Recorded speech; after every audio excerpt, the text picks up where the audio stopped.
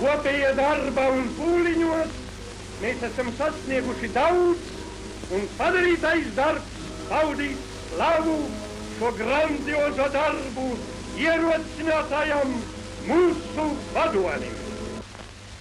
Šajā sakarībā pirmā prasība ir viens likums visiem, vienas tiesības visiem un viena taisnība visiem.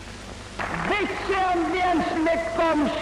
Ja viens likums ir dots un rakstīts un parakstīts, tad viņš ņemjās uz visiem bez izņēmuma.